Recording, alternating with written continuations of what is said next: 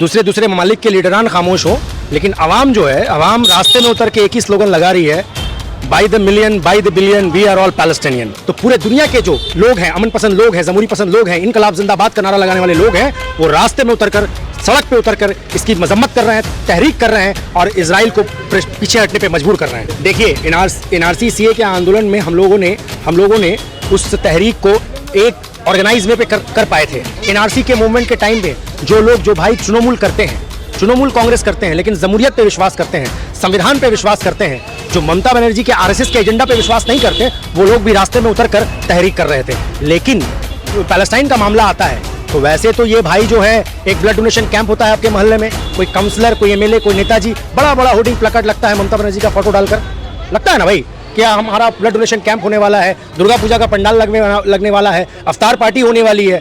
लेकिन हम लोगों ने कहीं पे एक ऐसा पोस्टर या बैनर नहीं देखा जहां पे ममता बनर्जी की तस्वीर हो और उसमें वो लिखा हो कि हम लोग फ़लस्तीन के अवाम के साथ हैं। कि एक तृणमूल कांग्रेस का जो प्रिस्क्रिप्शन है वो नागपुर में तैयार होता है, और नागपुर यानी आरएसएस एक फैसिस्ट ताकत है।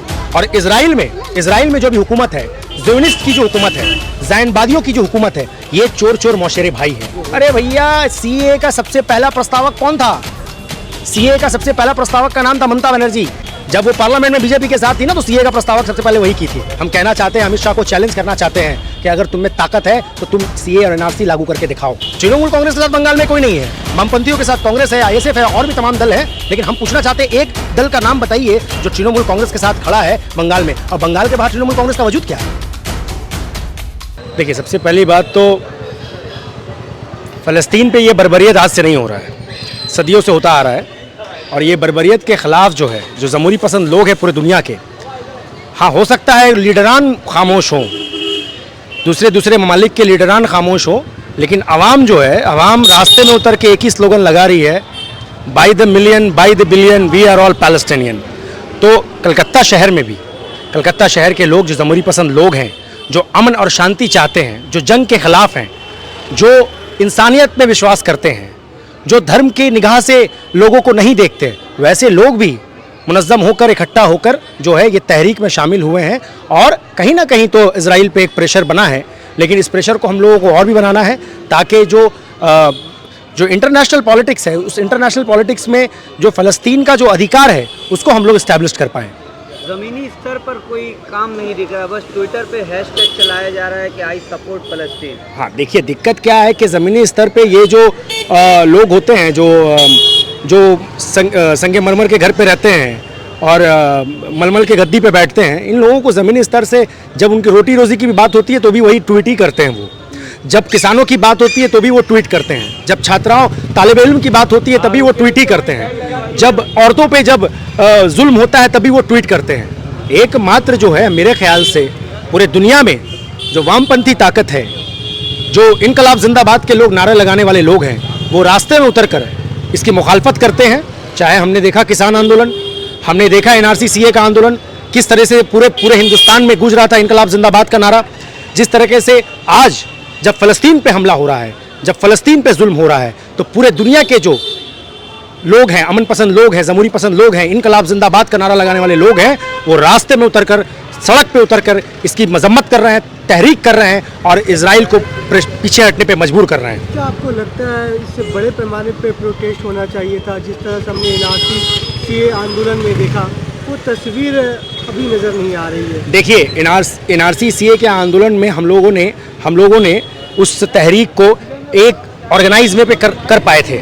लेकिन यहाँ पे दिक्कत क्या है? आप मान लीजिए कलकत्ता शहर में उस वक्त एनआरसी के मूवमेंट के टाइम में जो भाई तृणमूल करते हैं, तृणमूल कांग्रेस करते हैं, लेकिन जमहूरियत पे विश्वास करते हैं, संविधान पे विश्वास करते हैं, जो ममता बनर्जी के आरएसएस के एजेंडा पे विश्वास नहीं करते, वो लोग भी रास्ते में उतरकर तहरीक कर रहे थे। लेकिन जब आपका पैलेस्टाइन का मामला आता है तो वैसे तो ये भाई जो है, एक ब्लड डोनेशन कैंप होता है आपके मोहल्ले में, कोई काउंसलर, कोई एमएलए, कोई नेताजी, बड़ा होर्डिंग प्लकार्ड लगता है ममता बनर्जी का फोटो डालकर, लगता है ना भाई, क्या हमारा ब्लड डोनेशन कैंप होने वाला है, दुर्गा पूजा का पंडाल लगने वाला है, अफ्तार पार्टी होने वाली है।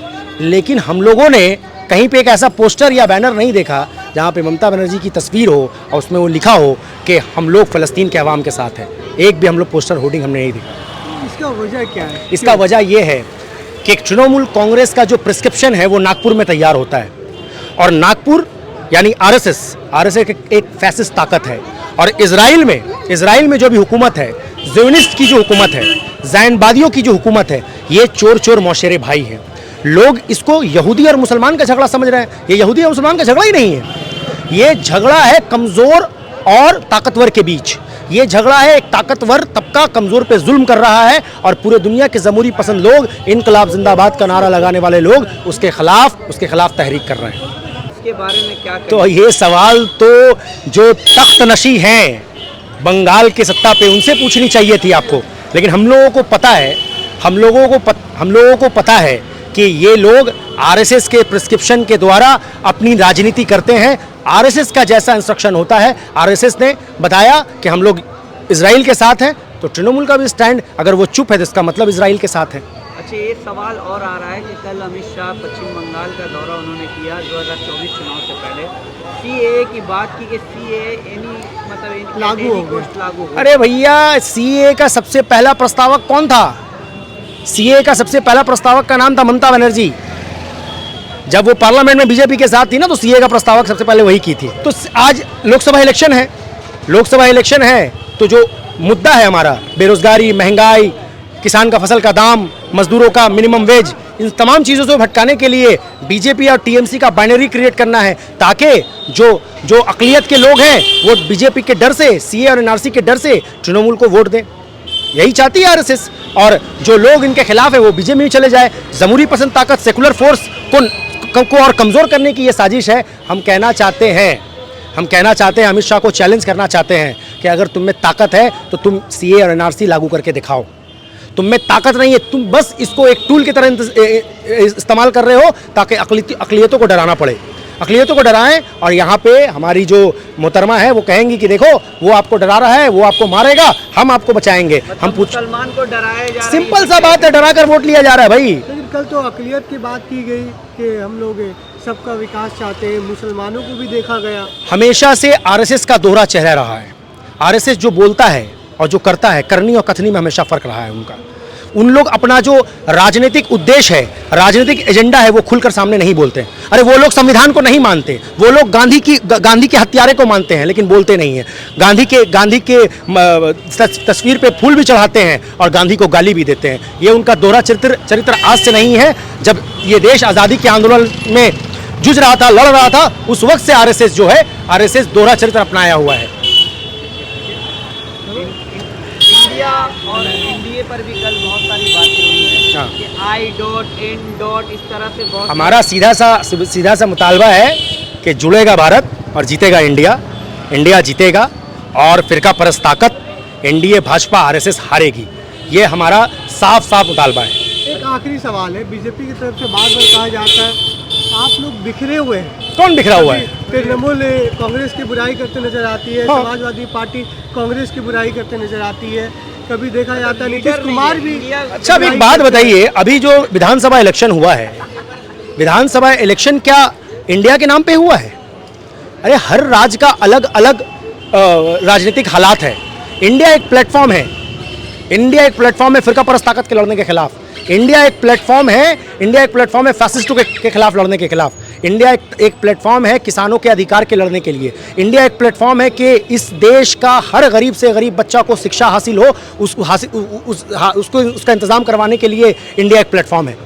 आप इसको गड़बड़ाइए मत, ये बड़ा आसान सा मामला है। और आवाज़ तृणमूल कांग्रेस की, तो तृणमूल कांग्रेस के साथ इस बंगाल में कोई भी नहीं है। तृणमूल कांग्रेस के साथ बंगाल में कोई नहीं है। वामपंथियों के साथ कांग्रेस है, आईएसएफ है, और भी तमाम दल हैं। लेकिन हम पूछना चाहते हैं, एक दल का नाम बताइए जो तृणमूल कांग्रेस के साथ खड़ा है बंगाल में, और बंगाल के बाहर तृणमूल कांग्रेस का वजूद क्या है?